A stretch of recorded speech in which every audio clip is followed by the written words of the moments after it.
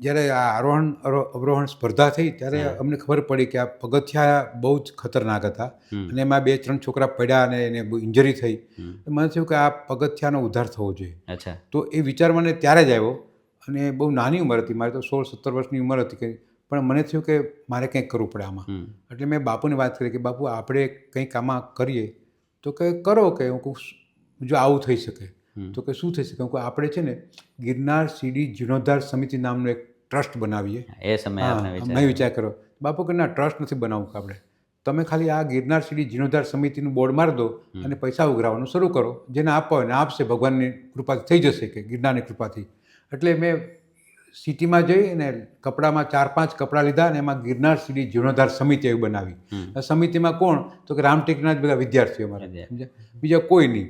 પણ અમે બધા ઝંડો લઈને, એટલે બેનર લઈને ઊભા રહી જાય અને કહીએ ભાઈ આ સીડીના પગથિયા માટે અમે આ ફાળો ઉઘરાવીએ છીએ. અમે 4 વર્ષ, 2 વર્ષ તો હું રહ્યો, પછી મારા પછી પણ 2 વર્ષ કામ ચાલ્યું અને એમાં ખૂબ પૈસા ભેગા થયા, દાન ભેગું થયું. ત્યાં સુધી કે જે લાકડાના ભારાવાળા માણસો હતા, કઠિયારા લોકો, એ પણ એમાં રોજના ₹1 નાખતા, ₹2 નાખતા. એમ કરતાં કરતાં એ વખતે પણ લગભગ 60-70 હજાર અમે લોકોએ ફાળો કર્યો. પછી એમાં એ વખતે ત્યાંના હેમાબેન આચાર્ય, સૂર્યકાંતભાઈ આચાર્ય, પછી બીજા અમારા એક RSSના એક ભાઈ હતા, એ બધાનો સહયોગ મળ્યો ખૂબ. અને પછી એ કામ આરંભાયું અને પરિણામે ગિરનાર સીડીનો આખો જીર્ણોદ્ધાર થયો. તો એ ઇનિશિયેટિવ મેં લીધેલા, એ મને બહુ એનો આનંદ થયો. વાહ.